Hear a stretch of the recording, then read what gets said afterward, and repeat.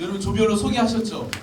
예, 자기에 대해서 소개를 많이 하셨을 텐데 보통 자기 소개하면서 이렇게 했을 거예요. 저는 장재기입니다. 저는 지구촌교회 목사고요.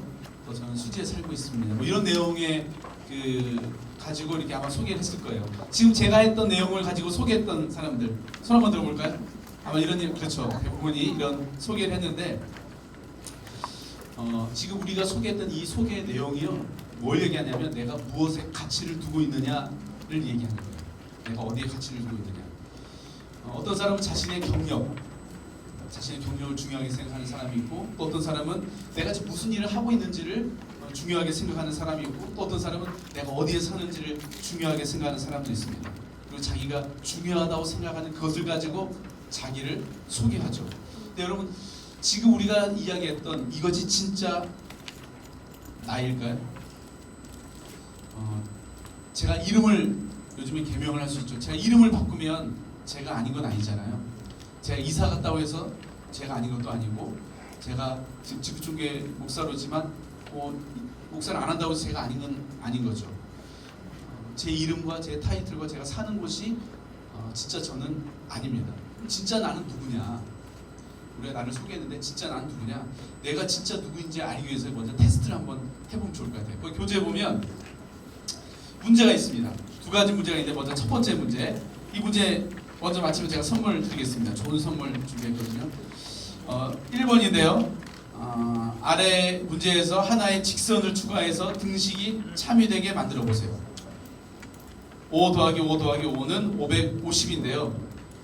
눈에다가 이거 아닌 거, 그건 아니고, 그건 아니고, 그건 IQ 그냥 90인 거고요. 한번 우리 멘토님들 알려주지 마시고 아시는 우리 멘토님들은 벌써 몇 번 하셨기 때문에 아실 텐데 한번 우리 멘토님들 한번 맞춰보겠습니다. 정답 먼저 외치시면 될 것 같아요. 풀었으면 5 더하기 5 더하기 5는 550. 우리 12조 먼저 우리 플러스를 사로해서 그럼 545 더하기 5는 550. 이해되셨어요? 벌써 나오죠? 예, 박수 한번 하십시다.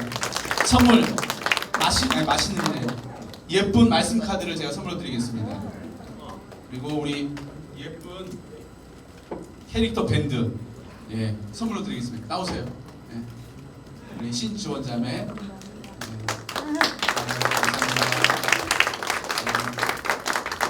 자, 두 번째 문제는 뭐냐면 아래 9개의 점을 4개의 직선을 사용해서 모두 연결해 보세요. 단 연필을 종이에서 떼지 않고 그려야 됩니다. 무슨 말인지 이해되셨죠? 4개의 직선을 통해서 이 점을 다 연결하는 거예요. 대신 볼펜을 한 번이라도 떼면 안 돼요. 자, 시작. 점이 6개면 바깥으로 크게 그리는 거예요. 그죠? 옆으로 해서 이렇게 그리는 건데 안 돼요? 화살표 모양, 크게 화살표 모양 그리는 거예요. 하나, 둘, 셋, 넷 이렇게 하면 돼요. 하나, 둘, 셋, 넷 이렇게 하면 되는데 지금 이 게임이 뭘 얘기하려고 하냐면 우리는 항상 뭐냐면 나는 객관적이야. 난 객관적인 사람이야. 난 사실 있는 그대로 보는 사람이야 라고 얘기하는데 내가 생각하는 객관적인 것도 결국은요 내가 이미 경험했던 그 무언가에 의해서 만들어진 렌즈라는 거예요. 그래서 우리는 아까 얘기했던 것처럼 5 더하기 5 더하기 5 할 때 더하기를 사로 만든다고는 생각을 못해요.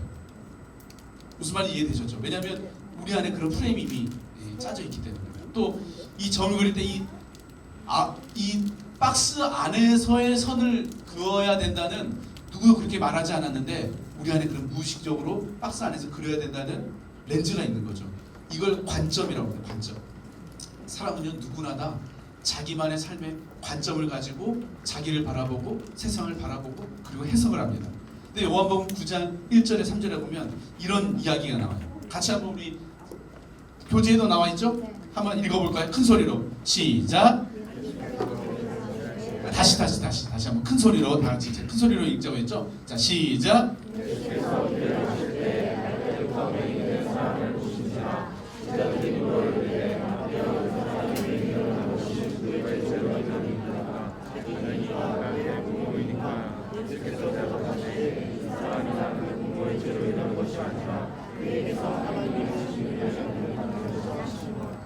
날 때부터 맹인, 앞을 보지 못한 사람이 있었던 거예요. 근데 그 사람을 보자 예수님을 향해 사람들이 뭐라고 질문해요? 예수님, 지금 저 사람이 저렇게 앞을 못 보게 된 것이 누구 죄 때문이에요? 저 사람 죄 때문이에요? 아니면 저 사람 부모의 죄 때문이에요? 이렇게 질문하고 있는 거죠. 이 제자들의 관점 뭐냐면 저 사람 저렇게 앞을 보지 못한 큰 병에 걸린 건 누군가의 죄 때문이다. 저 사람의 죄든 저 사람의 부모의 죄든. 이게 제자들이 가지고 있었던 관점이었습니다. 근데 예수님께서 뭐라고 대답하시죠? 저 사람이 저렇게 된 것은 저 사람 때문도 아니고 저 사람의 부모 때문도 아니고 저 사람을 통해서 하나님께서 하실 일을 나타내기 위해서야. 저 사람이 이렇게 앞을 보지 못하는 것은 저 사람 때문이 아니라 하나님께서 저 사람을 통해서 일하시기 위해서 저렇게 하시네요. 똑같은 앞을 보지 못하는 그 사람을 보고도 그 사람을 바라보고 해석하는 관점이 전혀 달랐다는 거예요. 그럼 이 맹인이 어땠을까요? 항상 평생을 너의 죄 때문에, 네가 죄 지어서, 아니 네 부모가 죄 지어서 내가 이렇게 앞을 보지 못한다는 늘 그런 이야기를 듣고 살아왔던 이 맹인이 어느 날 예수님이 와가지고 너는 하나님의 일을 할 사람이다. 네가 앞을 보지 못하는 그것은 네가 죄를 지어서가 아니라 너를 통해서 하나님이 하실 일이 있어서 너에게 그렇게 하신 거라고. 이 이야기를 들었을 때 오늘 이 맹인이 얼마나 고마웠을까, 이런 생각을 하게 됩니다. 이게 여러분 관점의 차이죠. 예수님은 우리와 사람을 바라보는 관점, 세상을 바라보는 관점이 전혀 달랐습니다. 예수님은요, 그 사람이 가지고 있는 약점, 그 사람이 가지고 있는 그 단점까지도 강점으로 해석해 주셨어요. 그래서 베드로 잘 아시죠? 밤새 그물질했는데 한 마리도 고기를 낚지 못했어요. 실패한 베드로죠. 어부로서는 빵점 아닙니까? 근데 그런 실패한 베드로를 향해서 뭐라고 하냐면 밤을 새고 고기가 한 마리도 잡히지 않았음에도 불구하고 밤을 새 성실하게 일을 했던 어부로 바라봐 주신 거예요. 그러면서 그 베드로를 부르시지 않습니까? 실력 없는 베드로가 아니라 성실한 베드로로 봐주신 거예요. 이것이 관점입니다.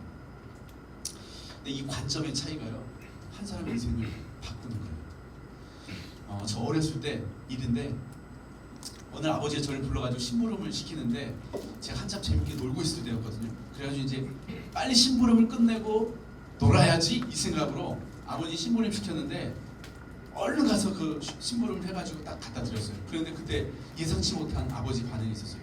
와, 우리 아들 되게 빠르네. 이 얘기를 들은 거예요. 그 다음부터 아버님이 심부름 시키면 제가 걸어갔을까요? 뛰어갔을까요? 숨도 안 쉬고 미친 듯이 뛰어갔어요. 아버님 심부름 시키면 항상 뛰어가지 않아도 될 일인데도 와, 우리 아들 되게 빠르다 이야기 들으려고 그렇게 열심히 심부름 하다 보니까요, 전교에서 달리기를 제일 잘하는 사람이었어요. 여러분, 이게 관점입니다. 와, 우리 아들 되게 빠르네. 그냥 심부름 한번 한 건데 나는 놀려고 빨리 끝내고 놀려고 했는데 우리 아들은 되게 빨라 라는 그 이야기가 전교에서 달리기를 제일 잘하는 아이로 바꾸는 거죠. 사람은요, 어떻게 바라봐주고 또 어떻게 말해주느냐에 따라 달라집니다. 이 관점이 참 중요합니다. 제가 예전에 상담했던 한 형제가 있는데요, 이 형제는 우리나라 이렇게 스카이에 있는 S는 아닌 그 대학의 그 법대 생이었었어요. 근데 이 친구가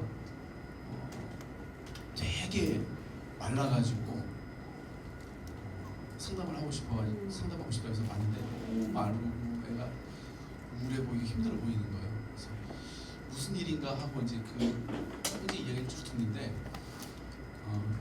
이 형제는 K대를 다녔는데 아버님이 대학 교수님이셔요. 근데 S대 나오시고 S대 교수님이세요.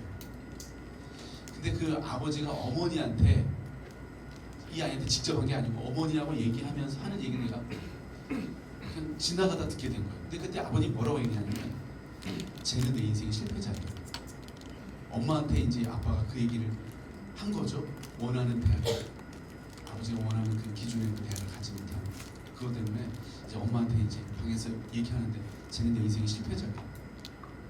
직접 한 건 아닌데 얘가 그 얘기를 들은 거죠. 근데 아버지가 워낙 무서우신 분이어가지고 누구한테 얘기도 못하고 근데 그 말이 이 아이의 마음에 칼이 돼가지고 계속 이 아이를 찌르는 거예요. 너는 내 인생 실패자야. 밥도 못 먹고 내가 정말 꼭 말라가지고요. 우울증을 앓게 되고 극단적인 생각까지 하게 되는 그 상황에서 이제 이 친구를 만나게 된 거죠. 이것이 관점의 힘입니다. 어떻게 봐주느냐, 어떻게 바라봐주고 어떻게 이야기해주느냐, 그거에 따라서 우리 인생이 달라집니다. 그럼 그렇다면 오늘 우리는 나 자신을 어떻게 바라봐야 될까요? 모든 물건에는요 매뉴얼이라는 것이 있습니다. 매뉴얼. 전자레인지를 하나 사도 전자레인지에 관련된 매뉴얼이 있어요. 제가 오래전에 그 자동차를 산 적이 있어요. 근데 그 보면 매뉴얼을 읽고 자동차를 운전하시는 분이 있고 운전하면서 그냥 이렇게 스스로 체득하신 분들이 있거든요. 종류가 달라요.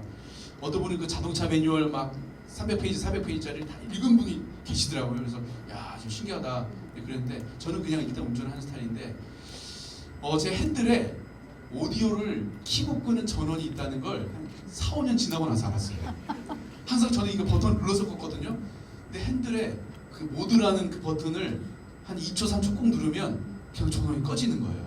그래서 한 자동차 사고 나서 한 4, 5년 지나고 나서 이야 신기하다 이런 기능이 있네 막 그렇게 했었는데 매뉴얼을 읽는 게 참 중요합니다. 매뉴얼을 잘 읽어야 그 기계를 잘 활용할 수 있죠. 근데 또 중요한 게 뭐냐면 전자레인지 매뉴얼로요 자동차를 활용할 수 없어요. 자동차 운전을 잘 하려면 자동차 매뉴얼을 잘 읽어야 돼요. 근데 우리 인생을 살아가는 데 있어서 우리 인생에 대한 매뉴얼이 있죠. 그 뭐예요? 성경입니다.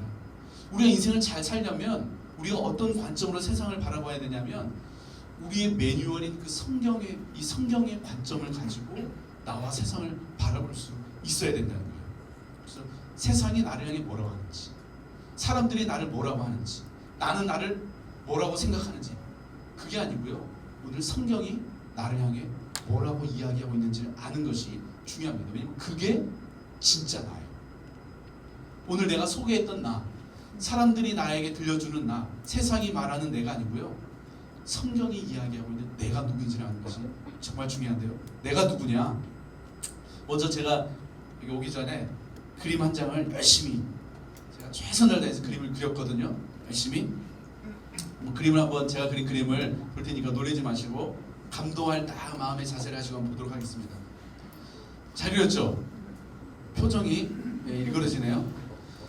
자, 멋있지 않습니까? 그리고 이 그림 제가 직접 그린 건데 얼마에 사시겠어요? 사은이 얼마에 살래? 경매를 시작하도록 하겠습니다. 예. 얼마? 공짜. 지금까지 여러 번 했지만 이걸 공짜는 처음이었던 것 같네요. 예, 하여튼 공짜. 또 그리고 제가 그린 건데 얼마에 사시겠어요? 우리 멘티들 얼마에 살래요? 저와의 관계가 있는데 이런 식으로 하시겠습니까? 네. 얼마에 사시겠어요? 좋은 말로 할 때 대답했으면 좋겠다는 생각이 드네요. 네. 네. 얼마에 사시겠어요? 어차피 돈 내라고 하는 거 아니에요. 얼마? 500원. 지원아, 너 나 사이인데 500원. 와, 목사님이 그렸는데 500원에 이걸 사겠다고. 또 더 없어요? 500원? 역대 얼마에? 5,000원. 예, 느낌 좋습니다. 500원, 5,000원. 다음은 자 5만 원 있어요? 예. 5,000원? 5,000원에 사시겠어요? 왜 그걸 5,000원에 사냐 이런 눈빛이네요, 전부 다. 예. 여러분 이거 실은 제가 그린 그림이 아니고요. 검은 피카소라고 부르는 장 미셸 바스키아가 그린 그림입니다. 우리 장형 같은 장씨인데 우리 장형제가 그린 이 그림이요 얼마에 팔렸냐면 422억 원짜리 그림입니다. 500원? 422억 원. 이렇게 그림 보는 눈이 없어서요. 이거 되겠습니까? 여러분 말도 안 되죠? 이걸 422억 원에 산다는 거. 그렇지 않아요? 500원, 5,000원짜리를 422억 원에 산다는 게 말이 안 되잖아요. 근데 말이 되는 이유가 있어요. 왠지 아세요? 장형이 그랬기 때문에. 장 목사가 그린 게 아니라 이 장 미셸 바스키아가 그렸기 때문에 422억 원이 되는 거예요. 여러분 똑같은 그림도요, 누가 그렸냐에 따라 가치가 완전히 달라집니다. 여러분 누가 만드셨어요? 누가 만드셨어요? 하나님이, 천지를 창조하신 그 창조주 하나님이 여러분을 만드셨어요. 에베소서 2장 10절에 보면 이렇게 되어 있습니다. 우리는 그가 만드신 바라. 우리는 그가 누구예요? 하나님 만드신 바라. 이 만드신 바라의 이 원어의 뜻이 걸작품이라는 뜻이거든요. 우리는 하나님이 직접 만드신 걸작품이라는 거예요. 하나님이 어느 정도로 만들었냐면요, 우리를 만드시고 나서 하루 쉬셨대요. 전능하신 하나님이. 전능하신 하나님이 우리를 만드시고 나서 힘이 들어가지고 하루 쉬셔야 할 만큼 최선을 다해서 만드신 작품이 저와 여러분이라는 거예요. 그러면 저와 여러분은 얼마짜리입니까? 여러분 제가 지금 새로운 화면 한번 보여주시죠. 자, 여기 여러 가지 유명한 명화 작품이 있죠.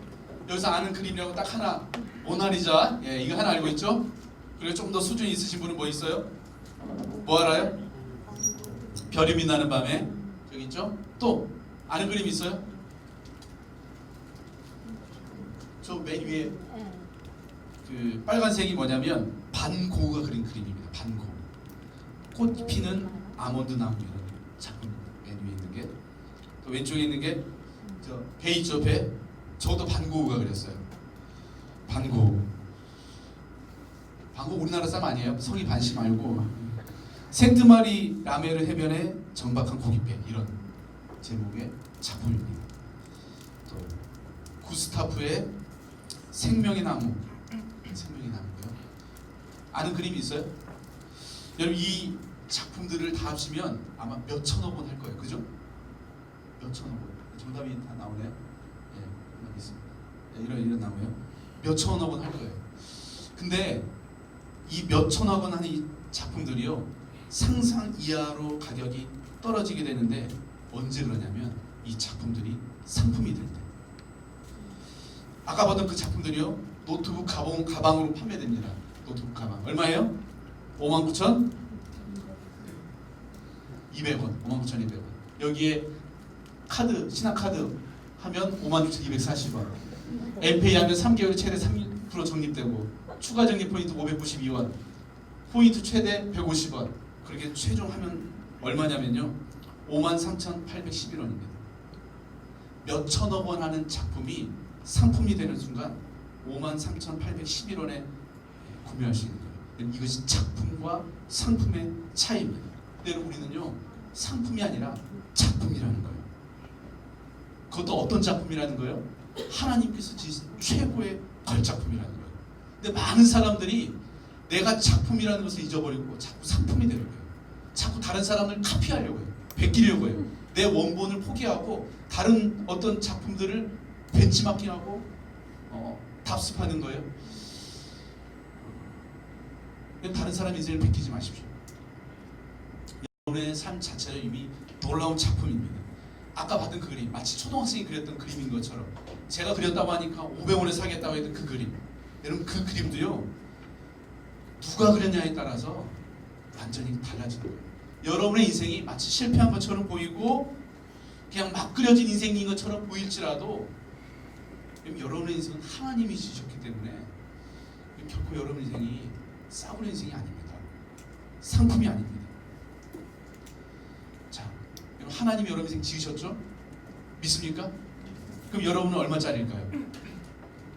최소한 아까 우리 장영재가 그린 그 그림 522억 원, 그거보다 비쌀까요, 안 비쌀까요? 그 형제보다 하나님이 더 높지 않겠습니까? 최소한 우리가 523억 원 이상 되겠죠. 전혀 믿을 수 없다는 표정이네요. 믿어야 되는데 우리의 가치가 그렇다는 거예요. 작품입니다. 아멘. 여러분이 생각할 때는 나 같은 게 나는 안 돼. 내가 뭐 이런 환경에 있는, 이런 학벌이고 이런 외모고 머리도 이거밖에 안 되고, 여러분이 볼 때는 망한 그림인 것처럼 보일지라도 절대로 망한 인생이 아닙니다. 여러분이 상상하는 것을 초월하는 가치가 오늘 여러분 안에 있다는 것을 믿으시기 바랍니다. 아멘이세요?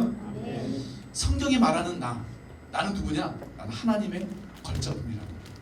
앞으로 소개할 때 저는 하나님의 걸작품입니다. 이렇게 소개하셔요. 어디 가서든지. 아멘?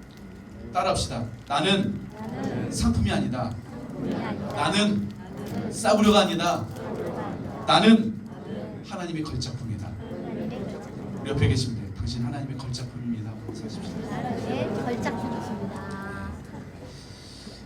여러분 응답하라 1988 보신 적 있으시죠? 우리 덕선이 나왔던 거. 네.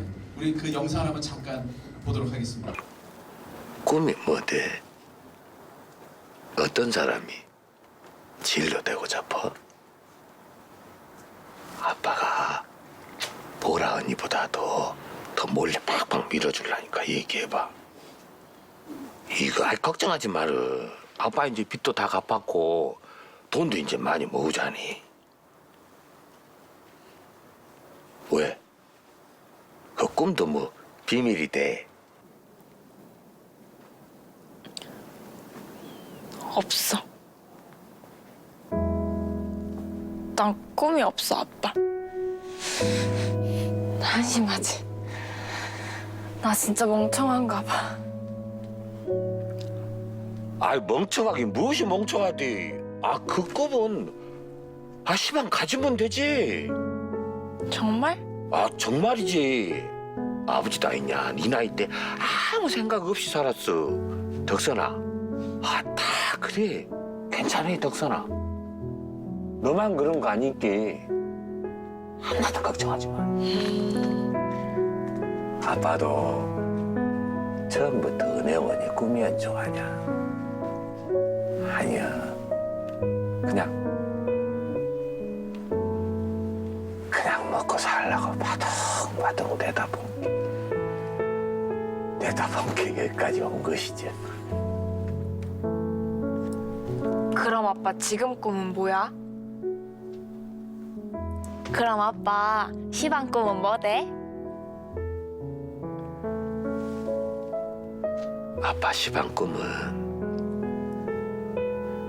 우리 보라, 우리 덕선이, 우리 노을이 하나도 안 아프고 건강한 거.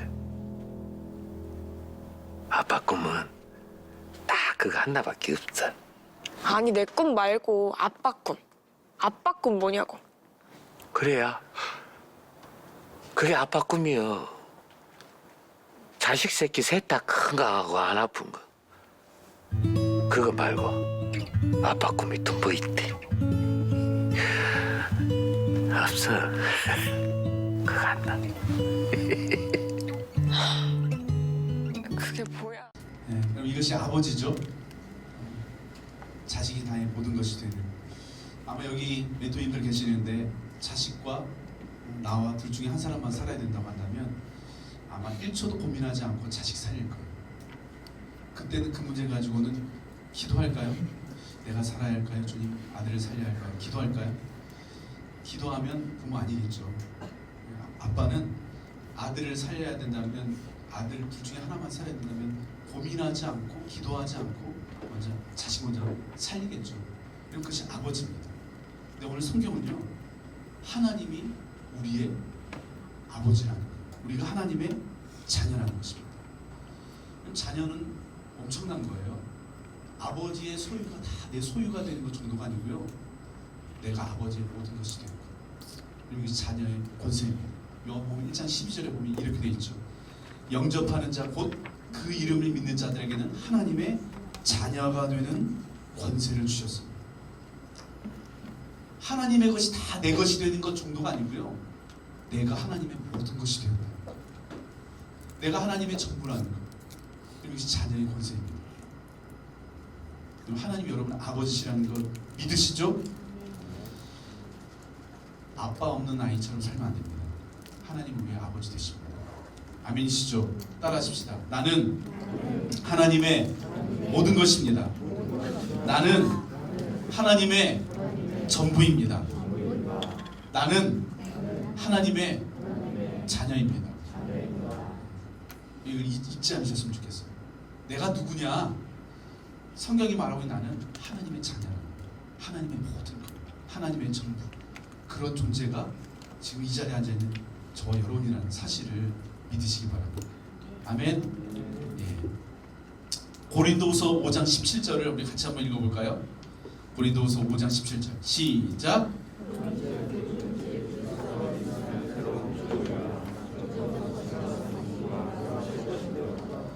오늘 성경이 우리를 뭐라고 이야기하고 있어요? 새로운 피조물. 과거에 우리가 어떤 존재였든지 상관없이 우리 이제 새 것이라는 거예요. 이전에 내가 어떠한 삶을 살아왔든지, 내가 얼마나 공부를 잘했는지 못했는지, 내가 얼마나 우리 속된 표현으로 찌질했는지, 내가 얼마나 많은 실패를 가지고 있는 삶을 살았든지 그것과 상관없이 하나님께서 성경은 우리를 향해 새 것이라고 하십니다. 하나님은요 우리를 이전보다 좀 더 낫게 하는 게 아니고요 완전히 새로운 존재, 새로운 피조물로 다시 창조하신다는 거예요. 여러분들 이것을 믿었으면 좋겠습니다. 나는 이런 과거가 있기 때문에 안 돼. 나는 이런 배경을 가지고 있기 때문에 안 돼. 나는 어제도 한 형제 와가지고 목사님 저는 유전적으로 이렇게 태어나서 어쩔 수가 없어요. 어른들이 다 유전이래요 이런 건. 그래서 저는 안 될 것 같아요. 그 얘기를 하더라고요. 20대 젊은 형제가. 이런 내가 어떤 유전적 이걸 가지고 태어났을지라도 그것과 상관없이 우리 이제 새로운 피조물입니다. 하나님에 의해서 새롭게 지어진 완전히 새로운 피조물. 아멘이세요? 여러분 과거 때문에 여러분의 오늘을 이렇게 발목 잡으시면 안 됩니다. 우리 옆에 계신 분들에게 당신은 새로운 피조물입니다. 이렇게 한번 인사하십시오. 거기 보면 나눔 질문이 있죠. 성경이 말하는 진짜 나는 누구냐? 나는 뭐예요? 세 가지. 하나님의 걸작품. 두 번째 하나님의 자녀. 그다음 세 번째 뭐예요? 새로운 피조물이다. 근데 내가 생각하는 나, 또 사람들이 나에게 들려줬던 나와 성경이 말하는 나와의 어떤 차이가 있는지 한번 우리 조별로 잠깐 제가 시간 한 3분 드릴 테니까 한번 나눠보면 좋을 것 같아요. 지금까지 생각했던 나 그리고 오늘 성경이 말하는 나와 어떤 차이가 있는지 잠깐 나누는 시간 드리겠습니다. 네. 로드맵을 그리는데 이게 왜 중요하냐? 이거 중요합니다. 나에 대한 이 분명한 정체성을 정확하게 가지고 있는 것이 정말 중요해요. 예전에 한 전사님이 소개팅을 했는데 가서 뭐라고 자기를 소개했냐면 처음 만난 자매 만나가지고 처음 하는 얘기가 뭐냐면 저희 부모님이 이혼하셨어요.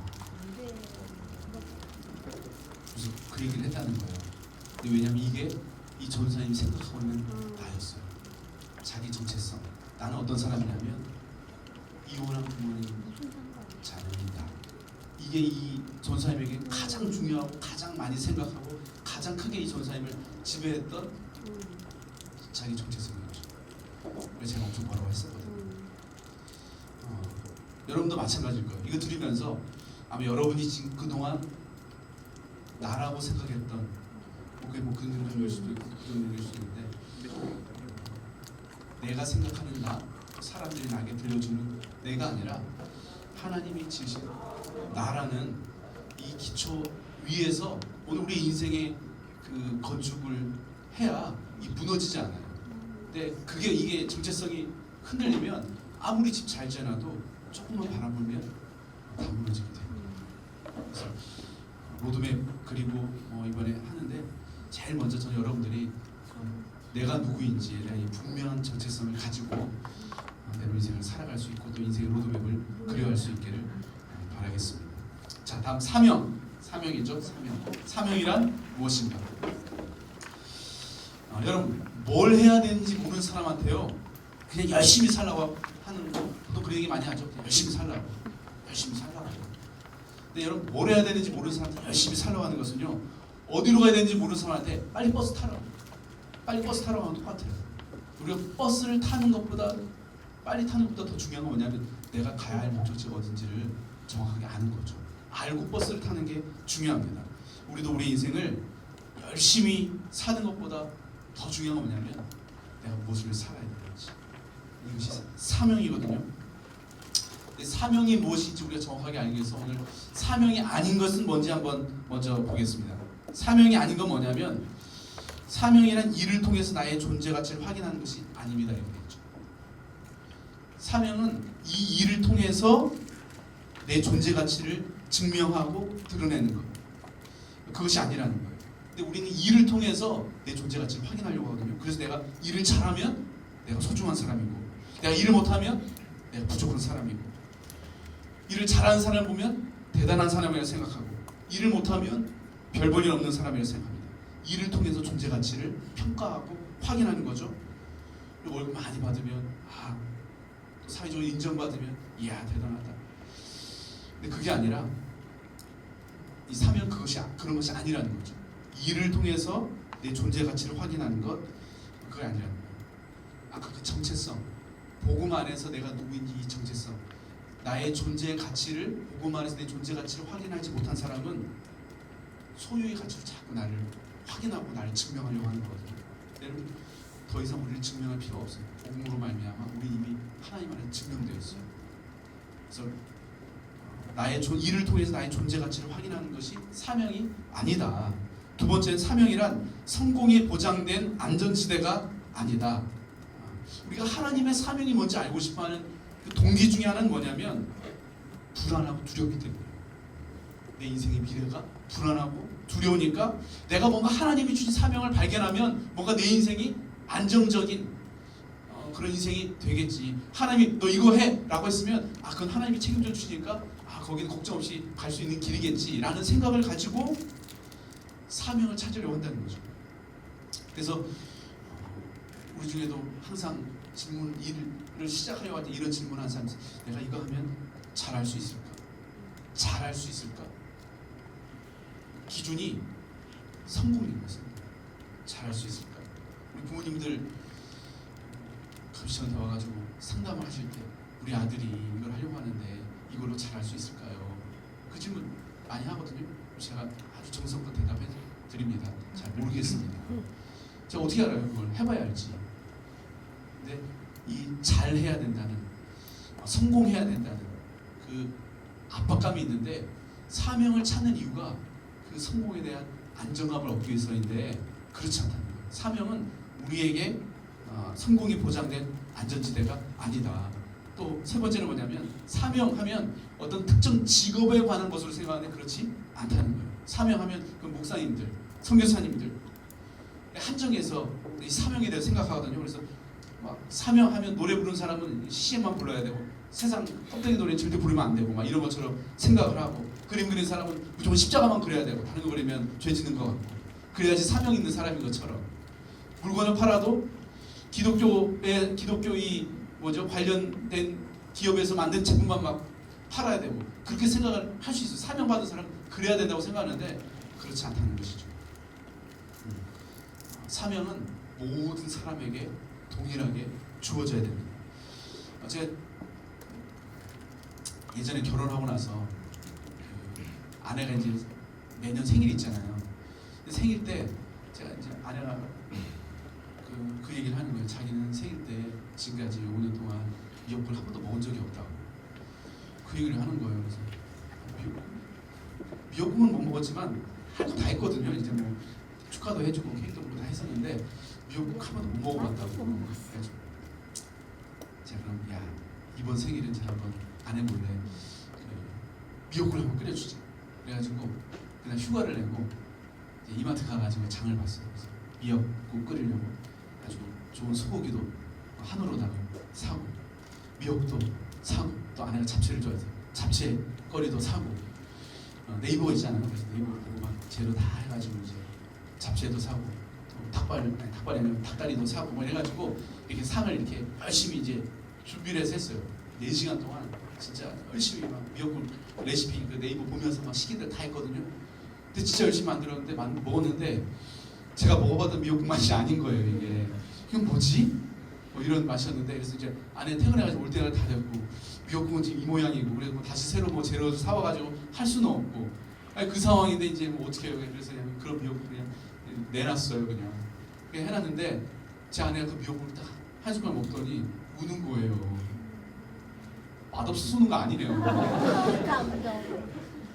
막 오는 거예요. 근데 그 정도 아닌데 왜 울지? 미역국이 맛있고 맛없고가 저희 아내에게 중요한 게 아니고요.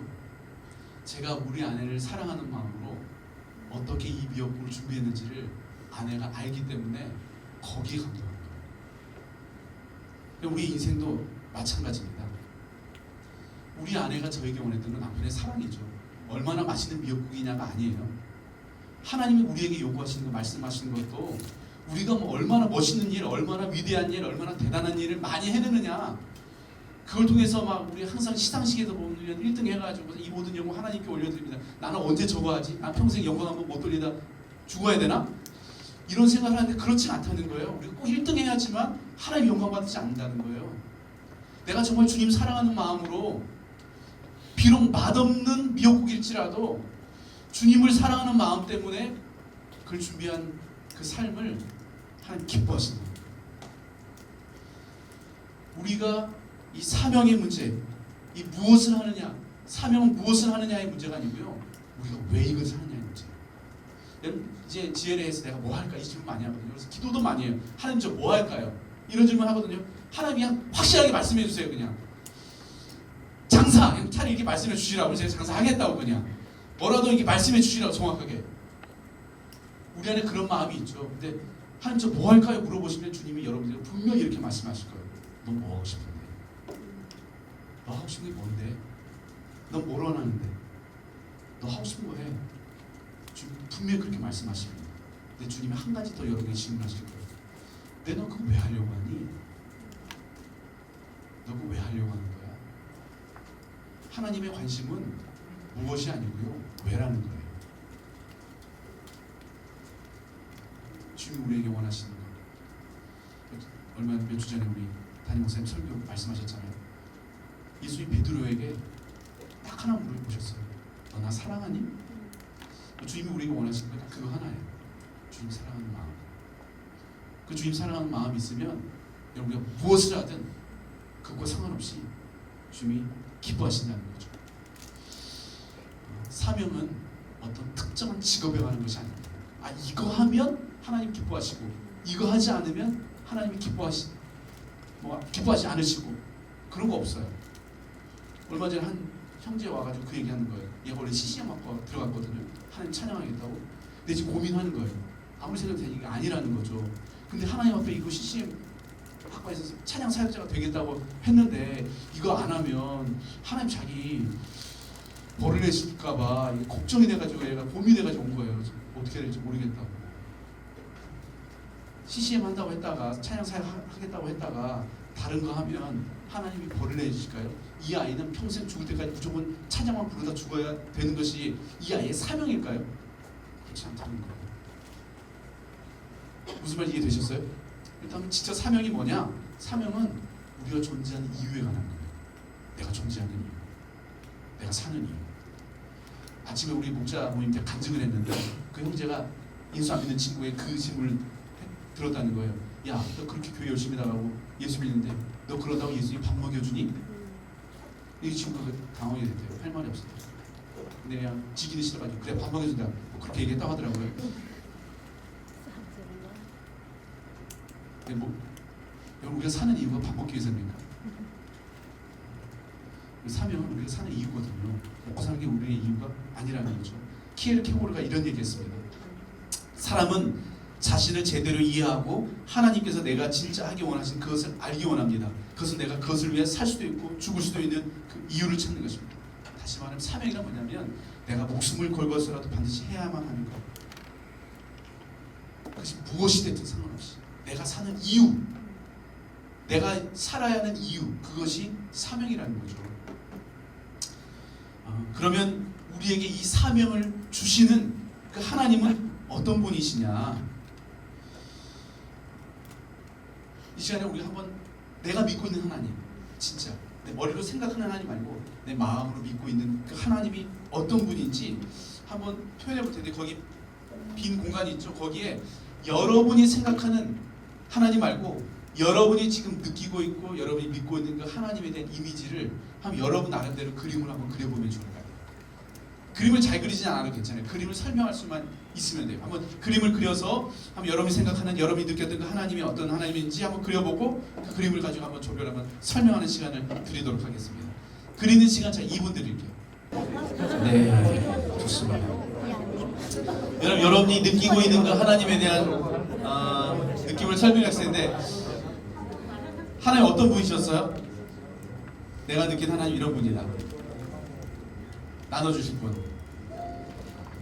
첫날이라. 네. 첫날이라는 것으로 위안을 삼습니다. 제가. 네, 좋습니다. 예, 우리 10조. 네, 어떤 하나님이었어요?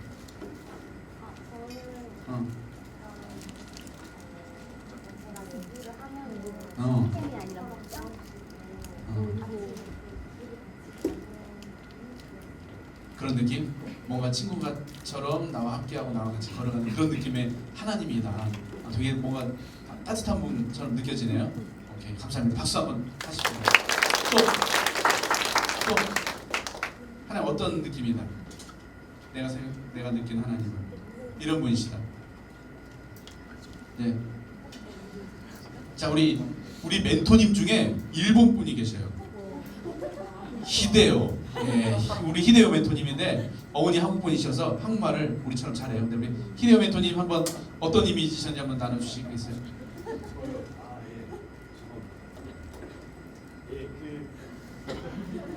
예, 편안하게. 예. 그림 어떻게 그리는지 한번 보여주시면. 예. 무슨 도요? 아, 개념도. 예, 역시 사업을 하시는 분이라. 예. 예. 아. 예. 예. 예. 예.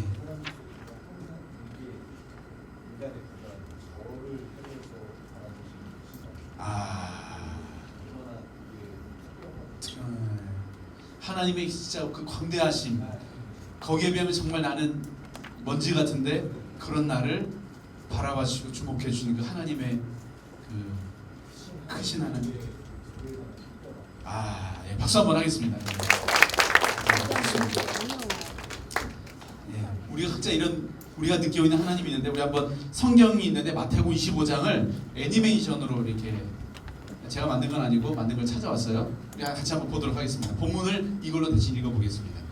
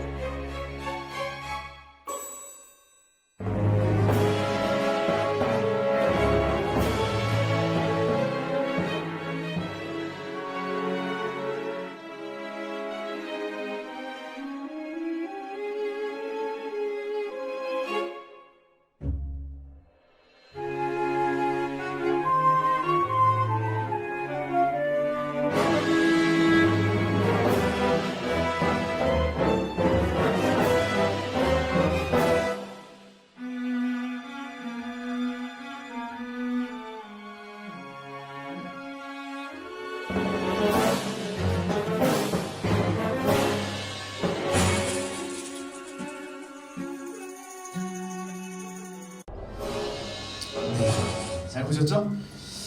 자, 성경 본문을 이렇게 잘 또 애니메이션 만들었는데 이 이야기의 포인트가 뭐죠? 주인이 어떤 분이시냐? 주인이 어떤 분이시냐? 그럼 주인이 어떤 분이시죠? 종을 믿고 자신의 재산을 맡겨주신 분이십니다. 제가 실패하면 어떡하지? 고민하고 걱정하고 염려하신 분이 아니라 그냥 믿고 맡겨주시는 분. 그래서 혹 실패할지라도 다시 기회를 주시는 분. 그분이 주인이라는 거죠. 근데 이 이야기에서 더 중요한 것은 뭐냐면 주인이 어떤 분이시냐가 아니라 내가 주인을 어떤 분이라고 생각하는가. 이게 더 중요하다는 거예요. 내가 주인을 어떤 분이라고 생각하는가. 그럼 주인을 향해 좋은 분이라고 생각했던 종들은 어떻게 했죠? 맡겨주신 돈을 가지고 뭘 했어요? 전부 장사를 했습니다. 사업을 했습니다. 사업을 해보신 분 알겠지만 사업을 시작하면 성공을 할 확률이 높을까요? 실패할 확률이 높을까요? 실패할 확률이 높죠. 2018년 작년입니다.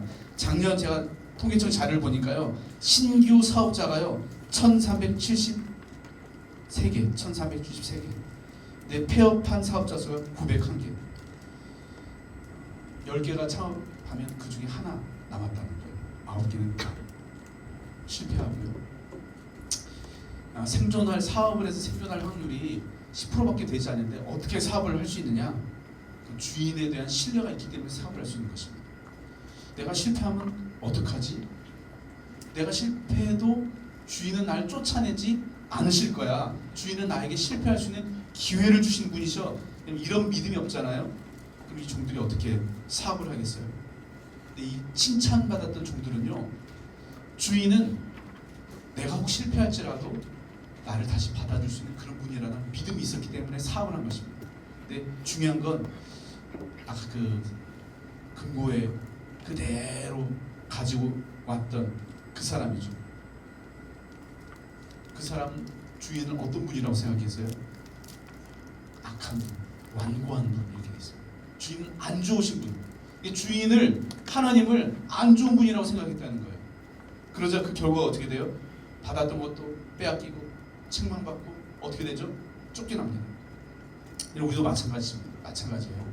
우리가 하나님을 믿는데요. 내 인생의 주인 되신 그 하나님을 믿는데 하나님을 좋은 분이라고 믿고 생각하고 사는 사람이 있고요. 그런 마음으로 인생이라는 이 삶을 하나님이 주신 이 달란트를 가지고 장사를 하고 사업을 하는 인생을 사는 사람이 있고요. 하나님 내게 주신 게 뭐가 있어? 쟤는 저렇게 많이 줬는데 난 이게 뭐야? 그러면서 주인을 안 좋은 분이라고 생각하고 자기 삶을 그냥 묻어둬버리면 사는 사람이 있다는 거죠. 하나님이 1등 해야지만 좋아할까요? 성공해야지만 좋아하는 분일까요? 우리가 완벽해야지만 하나님이 좋아하십니까? 그렇지 않아요. 하나님은 5달란트 받은 사람, 2달란트 받은 사람을 보면서 동일하게 기뻐해 주셨어요. 5달란트 남긴 사람을 더 좋아해 주고 2달란트 남긴 사람을 덜 좋아해 주지 않고요. 똑같이 좋아해 주셨다는 거예요. 이것이 우리가 믿는 하나님이십니다. 그 좋으신 하나님께 우리가 부름받았다는 걸 아는 것. 여기 소명입니다. 소명. 내가 하나님께 그 좋으신 하나님께 부름받았다. 그 부름받은 우리에게 하나님께 맡겨주신 것이 뭐예요? 그 사명이라는 거죠. 근데 하나님 우리에게 왜 사명을 주시느냐? 내게 사명을 맡기신 이유가 뭐냐? 이유가 있을 거 아니에요. 하나님께서 지으신 그 에덴 동산은요 가장 완벽한 곳이었어요. 근데 왜 완벽한 곳이었냐면 거기 뭐 에덴 동산에 과일이 막 아주 좋고 뭐 그래서가 아니고요. 하나님이 다스리고 있었기 때문에 에덴 동산은 완벽한 곳이었어요. 하나님의 다스림이 있었기 때문에. 근데 인간의 죄로 말미암아 어떻게 되죠? 우리가 에덴에 쫓겨나게 되죠. 그리고 이 땅이 저주를 받게 됩니다. 하나님의 다스림에서 벗어나게 되죠. 마귀가 이 세상을 지배하고 다스리게 되죠. 그런 우리를 하나님께서 어떻게 해요? 예수님을 보내주셔서 다시 구원하시고 구원받은 우리를 통해 다시 하나님의 다스림이 통하는 하나님의 나라를 이 땅에 완성하는 것이 하나님의 계획입니다. 그 하나님의 나라를 이 땅에 회복하기 위해서 하나님께서 우리를 부르셨다는 거죠.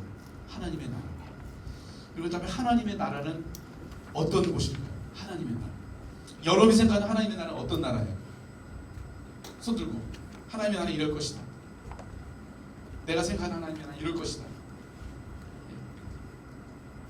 좋은 말로 할 때 빨리 대답을 해주면 좋겠다는 생각이 드네요. 어떤 나라일까요? 어떤 나라일까요? 어떤 나라? 얘기해줘도 괜찮아요. 그냥 틀려도 괜찮아요. 뭐 정답이 어딨어요. 네. 하나님의 나라는 어떤 나라일까요? 도와줘요. 네. 어떤 나라? 걱정과 근심이 없는 나라가 하나님의 나라다. 그러겠죠? 하나님 나라에 걱정과 근심이 막 엄청 많으면 안 되겠죠. 걱정과 근심이 없는 한 곳이 하나님의 나라인 것이다. 또 좋습니다. 하나님의 나라 어떤 곳일까요? 또 너무 질문이 쉬워서 대답 안 하는 거죠? 예, 우리 그럼 말씀을 보도록 하겠습니다. 이사야 11장 6절에서 9절 같이 한번 큰 목소리로 한번 읽어보십시다. 시작.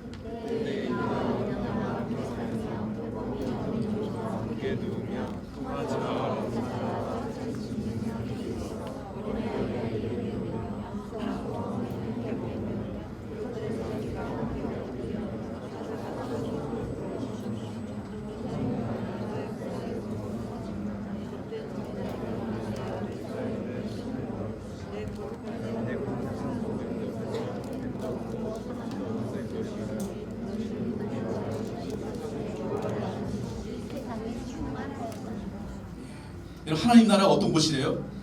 이리와 어린 양이 함께 사는 곳, 표범이 어린 염소와 함께 놀 수 있는 곳. 하버드대에서요 75년 동안 몇백 명의 대상을 가지고 연구를 했는데요. 사람이 언제 행복한지 연구를 했는데요.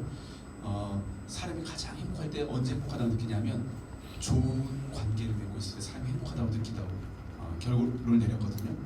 지금 이 말씀은 뭐냐면 이리와 어린 양이 함께 사는 것, 그것이 하나님의 나라라는 거거든요. 좋은 사이가 될 수 없는 사이가 좋은 사이가 되어 있는 것, 모든 사람이 좋은 관계를 맺고 있는 것, 그리고 그것이 하나님의 나라라는 거예요. 여러분, 근데 진짜 지금 우리가 살고 있는 세상이 이런 세상일까요? 서로 먹고 먹기는 먹이사슬 관계에서 내가 살기 위해서는 나보다 약한 사람들 얼마든지 짓밟고 죽일 수 있는 그런 세상이 지금 우리가 살고 있는 세상 아닙니까? 여러분, 휴거라는 말 아시죠? 휴거, 주님이 재림하신다는 게 아니고요. 휴거는 뭐냐면 휴먼시아 거지의 줄임말이라고 합니다. 요즘 뭐 중고등학교에서 사용하대요. 이 임대 아파트에 사는 아이들을 부를 때 휴거라고 부른다고 해요. 또 빌라에 사는 아이들을 빌거라고 부른다고 하더라고요. 휴거, 빌거. 일산의 한 아파트에서요 주민들이 학교를 찾아가가지고 그 교무실에 가가지고 이렇게 이야기하는 거예요.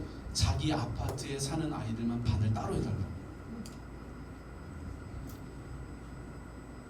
섞이면 안 된다는 거죠.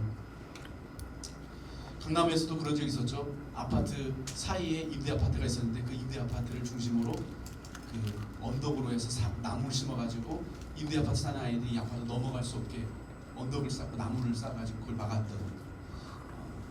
그 임대 아파트에 있는 아이들이 이 아파트에 놀이터에 와가지고 논다 그걸 하지 못하게 와서 놀지 못하게 하려고 그렇게 담을 쌓았던 이야기가 뉴스를 통해서 우리가 들었던 기억이 있을 것입니다.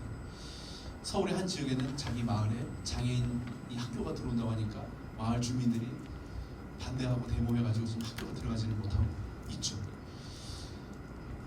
이거 지금 우리가 살고 있는 이 세상의 모습입니다. 하나님께서 우리에게 사명을 주신 이유는 하나님의 다스리심이 통함으로 말미암아 우리 모두가 좋은 관계 아래 살아갈 수 있는 그 세상을 만든다. 하나님의 다스리심이 있고 하나님의 뜻이 통하고 정의롭고 공평하고 거룩하고 이런 세상을 만드는 것, 이 하나님의 나라를 완성하는 것이 우리를 부르신 하나님의 사명이라는 것입니다. 이것이 우리를 부르신 하나님의 목적이라는 거예요. 여러분이 무엇을 하든 상관없습니다. 근데 그것이 이 하나님의 부르심과 사명을 이루는 것이 될 때 그것을 통해서 하나님께서 기뻐하신다는 거죠. 그럼 우리가 어떻게 우리의 사명을 알 수 있느냐? 크게 세 가지가 필요한데요. 첫 번째 뭐냐면 우리가 사명을 알기 위해서는 하나님의 마음을 알아야 됩니다. 하나님의 마음이 어떤 마음인지. 이사야 6장 8절에 보면 이렇게 되어 있습니다. 내가 또 주의 목소리를 들으니 주께서 이르시되 내가 누구를 보내며 누가 우리를 위하여 갈고 하시니 그때 내가 이르되 내가 여기 있나이다 나를 보내소서 하더니 선지자 이사야가요 하나님께서 탄식하시는 그 소리를 듣고 뭐라고 하냐면 주님 제가 여기 있습니다. 나를 사용해 주십시오. 나를 보내주십시오. 하나님의 탄식하는 그 마음을 들은 것입니다. 우리가 하나님의 그 우리를 부르신 그 사명을 알기 위해서는 하나님의 마음을 아는 것이 중요합니다. 또 어떻게 우리가 하나님의 마음을 알 수 있는 방법이 뭐가 있어요? 그것이 성경입니다. 말씀을 읽어야 돼요. 하나님의 마음을 알고 싶다고 하는데 하나님의 마음이 기록되어 있는 성경을 읽지 않고 어떻게 우리 하나님의 마음을 알 수 있겠어요?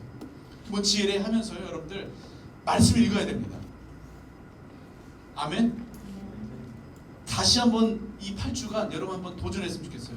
말씀을 읽으면서 하나님의 마음이 어딘지 느끼셨으면 좋겠어요. 또 뭐가 있죠? 기도하는 거죠. 기도를 통해서 하나님께서 하나님의 마음을 우리에게 주십니다. 또 하나 세 번째 뭐냐면 영적인 멘토들을 통해서 하나님께서 하나님의 마음을 나눠주십니다. 기도하시는 이 멘토님들, 기도하시는 분들의 이 마음 나눔을 통해서 하나님께서 여러분에게 말씀을 주시거든요. 그래서 저는 여러분 이번 학기에 말씀과 기도에 다시 전념했으면 좋겠어요. 그리고 멘토님들과 이 만남을 소중하게 여기면서 멘토님들과 이 나눔 가운데 하나님 여러분들에게 주시는 감동이 있을 거예요. 그것을 통해서 하나님의 마음을 여러분들이 알아가고 발견하고 찾아가기를 기도해 봅니다. 자, 그래서 거기 한번 이렇게 계획을 세워보겠습니다. 앞으로 8주 동안 내가 말씀을 어떻게 읽겠다. 8주간 내가 말씀을 어떻게 읽어보겠다.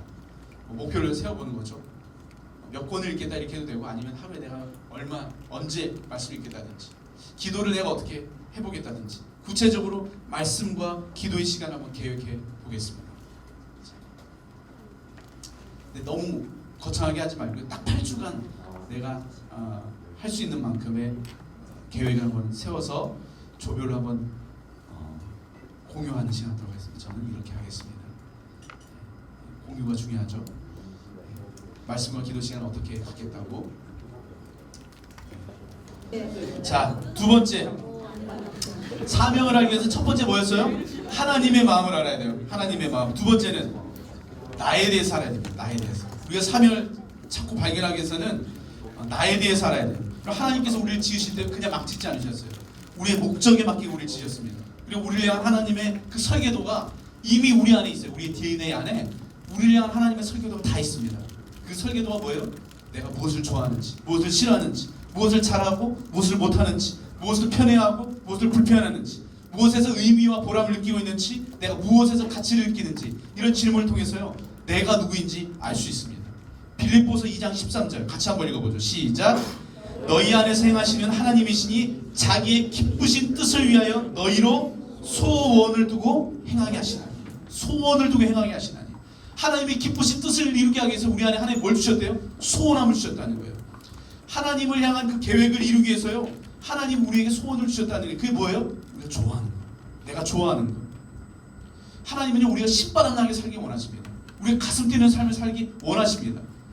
그것을 우리가 찾고 발견하기 위해서는요 우리 머리가 내게 하는 얘기가 아니고 우리 가슴이 시키는 일이 뭔지 알아요. 내 가슴이 언제 뛰는지, 내 가슴에서 나오는 소리, 내 내면에서부터 들려지는 소리가 무슨 소리인지 들을 수 있어야 됩니다. 여러분이 뭘 좋아하는지 아세요? 사람들이 좋아하는 거 말고 진짜 여러분이 좋아하는 거, 여러분이 정말 신바람 나게 할 수 있는 거, 밤을 새는데도 피곤하지 않고 즐겁게 할 수 있는 거, 여러분 진짜 좋아하는 거. 여러분 그것이 중요합니다. 내가 내 안에 있는 하나님이 주신 소원함. 뭔지 모르면 물어보세요. 여러분 스스로 질문하세요. 너 뭘 원하니? 네 소원이 뭐니?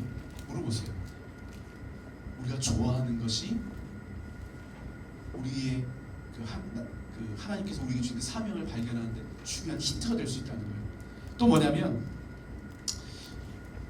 내가 좋아하는 것뿐만이 아니고 내가 뭘 잘하는지 아는 것도 중요합니다. 내가 무엇을 잘하는지. 이걸 뭐라고 하죠? 은사라고 하죠.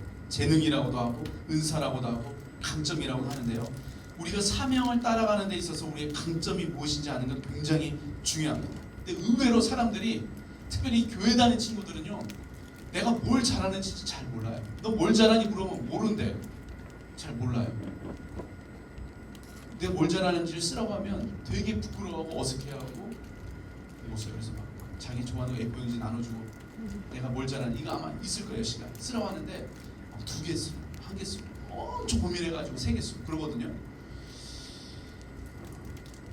20년 이상 같이 지냈는데 20년 이상 가장 가까이 지냈던 사람이 뭘 잘하는지 잘 몰라요. 알아야 된다. 뭘 잘하는지. 또 내가 어떤 성격을 가지고 있는지 이것도 중요한 것 같아요. 내가 어떤 성향을 가지고 있고 어떤 성격을 가지고 있고 어떤 기질을 가지고 있는데 여러분 성격과 기질은 좋은 기질과 나쁜 기질이 있을까요? 없을까요? 없어요. 기질은 그냥 기질이에요. 이런 기질이지 좋은 기질 나쁜 기질은 없습니다. 난 이런 성격이 있구나. 난 이런 기질을 가지고 있구나. 난 이런 성향을 가지고 있구나. 그걸 아는 것이 중요합니다. 내가 어떤 타입인지 그것들을 찾아가는 시간도 갖게 될 것입니다. 근데 우리가 좋아하는 거, 또 우리가 가지고 있는 은사와 재능, 이것도 중요한데요. 이거보다 더 중요한 게 또 하나가 있어요. 그게 뭐냐면 가치관이에요. 가치관. 내가 무엇에서 가치를 느끼는지, 내가 무엇에서 의미를 느끼는지. 이 가치와 의미는요, 재미와 재능을 뛰어넘게 합니다. 혹 내가 좋아하는 일이 아닐지라도, 혹시 내가 잘하는 일이 아닐지라도 내가 정말 거기에 의미를 느끼잖아요. 그걸 가치 있게 느끼잖아요. 그 일을 할 수 있습니다. 또 가치 있게 느끼는 거, 이게 중요하죠. 우리 세 가지. 뭐가 있었죠? 나를 잘 알아야 되는데 나에 대해서 뭘 알아야 돼요? 내가 좋아하는 거, 내가 잘하는 거, 내가 가치 있게 여기는 거, 내가 의미 있게 여기는 게 뭔지. 이걸 통해서 하나님의 부르심의 그 사명을 우리가 발견할 수 있다는 거죠. 세 번째는요, 세상의 필요를 알아야 됩니다. 우리가 사명을 발견하기 위해서는 하나님의 마음을 아는 것이 필요합니다. 그리고 나를 아는 것이 필요한데 거기서 멈추는 것이 아니고요. 이 세상이 지금 필요로 하는 것이 무엇인지 아는 것이 굉장히 중요합니다. 느헤미야 1장 2절 3절에 보면 이렇게 되어 있습니다. 내 형제들 가운데 하나인 하나니가 두어 사람과 함께 유다에서 내게 이르렀기로 내가 그 사로잡힘을 면하고 남아있는 유다 예루살렘 사람들의 형편을 물은즉 그들이 내게 이르되 사로잡힘을 면하고 남아있는 자들이 그 지방 거기에서 큰 환난을 당하고 능력을 받으며 예루살렘 성은 허물어지고 성문들은 불탔다 하는지라. 느헤미야는요, 예루살렘에 그 남아있는 자들이 환난을 당하고 능력을 받고 예루살렘의 그 성이 허물어지고 성문이 불탔다는 그 소식을 들으면서 하나님의 부르심을 발견합니다. 그 시대의 아픔을 또 그 시대의 필요를 통해서 어떻게 하냐면 하나님의 부르심을 발견하는 것입니다. 우리를 부르신 하나님의 목적, 우리의 존재 목적은요, 우리 이웃을 사랑하고 섬기는 것입니다. 그래서 우리 지금 이웃들의 필요가 무엇인지, 이 시대의 필요가 무엇인지, 이 민족의 아픔이 무엇인지 그걸 보고 거기에서 우리의 사명을 발견하는 거예요. 아침마다 출근할 때마다 밥을 먹지 못하는 그 사람들의 그 아픔을 보면서 어떻게 저 사람들의 그 아침을 내가 채워줄 수 있을까? 그런 마음으로 빵집을 여는 거예요. 아침에 그냥 돈 벌기 위해서 빵집 하는 거하고요, 아침에 정말 식사하지 못하고 출근하는 그 사람들의 아픔을 보고 그 아픔의 피로를 채워주기 위해서 빵집을 하는 거하고는 전혀 다른 문제잖아요. 무슨 말인지 이해가 되십니까? 그 시대의 아픔을 볼 수 있어야 된다는 거예요. 팀 켈러 목사님께서 이런 말씀하셨어요. 그리스도인에게 있어서 직업 안에서 신앙인으로 산다는 것은 우리가 주일 예배를 드리고 신우에 참석하고 기독교 회사 다니는 것 정도를 의미하는 것이 아니다. 내가 하고 있는 이 일을 통해서 하나님을 사랑하고 이웃을 사랑하는 것을 어떻게 구체적으로 실천할 것인지에 대해서 고민하는 것이 그리스도인이 직업 안에서 신앙인으로 사는 것이다. 그냥 기독교 회사 다니고 회사에서 신우에 나가고 이것이 우리가 기독교인이 일터에서 해야 될 모습이 전부가 아니라는 거예요. 그것도 필요한데요, 그것을 뛰어넘어서 지금 내가 하고 있는 이 일을 통해서 어떻게 하나님을 사랑하고 이웃을 사랑하고 어떻게 이웃의 필요를 구체적으로 채워줄 수 있을지 고민하는 것, 그걸 생각하는 것, 그것이 그리스도인이 일터에서의 삶을 살아가는 모습이라는 것입니다. 우리 한번 잠깐 나누는 시간 드릴 텐데요, 내가 느끼는 지금 우리 시대의 필요, 이 시대의 아픔, 그것이 무엇인지 여러분 한번 생각했던 거일 수도 있고 한번 지금 한번 생각해 보는 것도 좋을 것 같고요. 잠깐 시간 제가 5분 정도 드릴게요. 지금 사람들은 무엇을 필요로 할까? 네, 감사합니다. 네, 열띤 나눔이 있네요. 네. 우리 지금 우리가 살고 있는 이 세상에 많은 필요들이 나눠지고 있죠. 이걸 또 발표를 듣고 싶은데 하지 않고 제가 무섭네요, 질문하기가. 네. 나누고 싶다. 우리 조에 나눴는데 아 이거 정말 되게 공감이 됐다. 그리고 혹시 그런 조 있으세요? 선물이 좀 남아 있어 드리려고 제가. 네. 자신 있게, 예, 자신 있게 20대 젊은이들이 모였는데 자신 있게 발표해야죠. 자, 몇 조? 오케이. 예, 우리 11조. 오늘 파이팅 넘치네요. 11조. 어떤 필요를, 예, 눈물과 관심과 사랑이 필요하다. 지금 우리 민족의 우리 이 시대 이 세상에 필요한 것은 눈물과 관심과 무슨 가요 가사 같은데. 눈물과 사랑. 서정적이다. 예, 어떤 의미에서 좀 부연 설명이 필요할 것 같은데. 이 시대가 살아가면서 이제 자신의 아니가 이제 먼저라고 이제 생각하는 경우가 많은 것 같은데 그런 시대가 다가올수록 서로에 대해서 관심을 가지고 또 사랑을 가지고 울어줄 수 있는 것 같아요. 아, 굉장히 지금 사회가 점점 더 외로운 그 시대적인 그 분위기가 되기 때문에 그럴 때일수록 더 사람에 대한 관심과 사랑과 이런 것들이 필요하다. 그런 얘기인 거죠? 네. 아우, 박수 한번 쳐주십시다. 아까 선물 받아가지 않았어요? 안 받았어요? 나오세요. 예, 예, 멋진 예 말씀 카드 예 드리겠습니다. 예. 박수. 예, 좋습니다. 또 한 줄 더. 아, 우리 저기 이런 필요, 예, 히데오 우리 멘토님이 멘티의 이야기를 듣고 싶다고 이렇게 예, 버튼을 누르셨습니다. 아까워서 멘토님만 듣기엔 너무 아깝다고 얘기하네요. 도대체 그 얘기 어떤 얘기인지 한번 우리 들어보도록 하겠습니다. 예, 병원님. 성숙하지 않은 아이들의 음. 경제 가치와 자존감을 회복이 굉장히 필요하다. 예, 교육 쪽에 일을 하시나 봐요? 요리 쪽인데. 예, 예, 그 이유는 뭐냐면 저희 한국 사회가 네. 너무 사람들을, 그러니까 어린 아이들을 평준화시키는 것 같은 거예요. 아이들의 장점을 살리고 단점을 보지 않는 것이 아니라 단점을 끌어올리고 장점은 또 낮춰서 평준화로 만들거든요. 그렇게 교육에서 학습되는 12년간의 교육과정 끝에 뭐 대학교도 나오고 사회로 나오면 창의성을 요구를 하는 거예요. 근데 그것들은 12년간 다 억압돼서 없어져 있는데 그걸 또 하는 게 너무 아이들한테 폐해가 있다라는 약간 듣는데 느낌은 아이들 얘기가 아니라 내 얘기다 이런 느낌이. 여러분 다 느끼셨죠 지금? 막 굉장히 감정적으로 격해지면서 나보고 어쩌라고 창의적 다 말살해놓고 나서 이제 와서 창의성을 요구하면 나보고 어떻게 하라고 뭐 이런. 예, 아유 우리 공감이 되시죠? 아이들한테 그 아이 자체로 하나님 저희는 패션이니까 하나님 안에겠죠? 네. 존재 가치와 자존감 그리고 살아가는 그지 우리 시대에 굉장히 필요하다. 그런 시대의 필요를 또 이렇게 나눴네요. 아까 저도 옆에 살짝 들었는데 그 얘기 하더라고요. 일본은 잘하는 한 가지를 본다는 거예요. 근데 우리나라는 모든 걸 다 잘해야 되는데 못하는 한 가지를 본다는 거예요. 그 차이가 있는 것 같다. 일본은 한 가지만 잘, 얘가 완전 뭐 못해도 그냥 기타 하나 잘 치면 그거 하나 열심히 해도 그거 자체가 자기에게 직업이 되고 생활할 수 있다는 건데 한국은 성격도 좋아야 되고 뭐 운동도 잘해야 되고 뭐 사회성도 좋아야 되고 행정 능력도 좋아야 되고 뭐 이래야 된다는 거예요. 그래서 이게 참 어렵다고 그 얘기를 한 걸 들었는데 되게 공감이 되는 것 같아요. 예, 좀 이런 피로들, 예, 이런 피로를 느낀다. 자, 선물.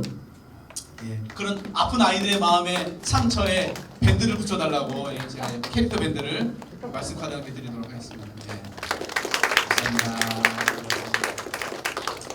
감사합니다. 한 조만 더 나누겠습니다. 한 조만 더.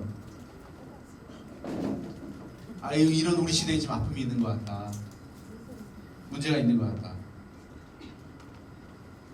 예, 없습니다. 넘어가겠습니다. 그 중요하죠. 우리가 사명을 발견하기 위해서 뭐가 필요하다고 했죠? 세 가지. 하나님의 마음을 알아야 되고, 나를 알아야 되고, 그 다음 이 시대 세상의 필요를 알아야 된다. 그 다음에 사명을 이제 우리가 이루기 위해서, 사명을 이루기 위해서는 어떻게 해야 되느냐? 누가복음 14장 28절. 너무 좋은 말씀이에요. 중요한 말씀인데 같이 한번 읽어보죠. 시작. 너희 중에 누가 망대를 세우고자 할진대 자기 가진 것이 준공하기까지에는 족하는지 먼저 앉아 그 비용을 계산하지 아니하겠느냐. 너희 중에 누가 망대를 세우고자 할진대 자기가 가진 것이 준공하기까지에 족하는지 먼저 앉아서 그 비용을 계산하지 않겠느냐. 그럼 여기서 비전이에요. 비전이 나와요. 비전이 뭐예요? 망대를 세우는 거예요. 비전은 망대를 세우는 거예요. 그렇다면 왜 망대를 세우느냐? 왜 망대를 세워야 되냐? 이것이 사명입니다. 내가 지금 이 망대를 왜 세워야 되는지 그것이 사명입니다. 그리고 누가 이 망대를 세우라고 불렀느냐? 이게 소명이죠. 누가 나에게 이 망대를 불렀느냐? 세우라고 불렀느냐? 이게 소명입니다. 그리고 이 망대를 이제 어떻게 세울 수 있는지를 계산하고 계획하는 것이 필요한데 그것이 바로 로드맵입니다. 전략이죠. 로드맵. 여러분 성경은 우리의 삶을 되는 대로 아무렇게나 막 살라고 하지 않습니다. 계획해서 살라고 합니다. 그것이 지혜로운 삶이라는 거예요. 에베소서 5장 15절에서 18절 보면 이렇게 되어 있습니다. 그런즉 너희가 어떻게 행할지를 자세히 주의하여 지혜 없는 자 같이 하지 말고 오직 지혜 있는 자 같이 하여 세월을 아끼라. 때가 악하니라. 그러므로 어리석은 자가 되지 말고 오직 주의 뜻이 무엇인지 이해하라. 술 취하지 마라. 이는 방탕한 것이니 오직 성령의 충만함을 받으라. 뭐가 지혜라는 거예요? 어떻게 행할지 자세히 생각하는 것, 구체적으로 계산하며 사는 것, 그리고 지혜로운 삶이라는 거예요. 이것이 시간을 아끼는 삶이라는 것입니다. 그래서 우리의 비전을 이루기 위한 목표를 세우고 전략을 세우는 것은 세속적인 것이 아니고요, 아주 지혜로운 것입니다. 교회 다니는 사람 중에 무슨 인간적인 계획을 세우냐고, 무슨 계산을 하냐고 이렇게 생각할 수 있는데 그렇지 않다는 거예요. 하나님 우리의 삶을 잘 계산하고 계획하라는 것입니다. 그것이 지혜로운 삶이라는 거예요. 그러기 위해서는 어떻게 해야 되느냐? 오늘 말씀 뭐라고 되어 있죠? 성령의 충만함을 받으라. 성령의 충만함을 받으라. 성령 충만함 가운데 우리가 성령의 인도함을 받으면서 성령께서 우리에게 이 목표들을 어떻게 이루어갈 수 있을지 전략을 주시고 생각나게 하시고 구체적으로 실천할 수 있는 힘을 주신다는 거죠. 그러한 삶을 사는 것이 지혜로운 삶을 사는 거라는 거예요. 그래서 이번 학 우리의 지혜의 로드맵을 그리는데요, 이게 세속적인 것이 아닙니다. 이게 하나님께서 굉장히 지혜로운 삶이라고 우리에게 말씀하셔요. 그래서 이번 지혜를 통해서 여러분들이 하나님의 그 부르심도 발견하고 내가 하나님께 부름받았다는 그 소명의 확신도 가지고 나를 향한 하나님의 그 부르심, 그 사명이 무엇인지 찾고 발견하고 그 사명을 내가 어떻게 이제 앞으로 구체적으로 이뤄갈 건지 계획을 세우는 이번 한 학기가 되었으면 좋겠습니다.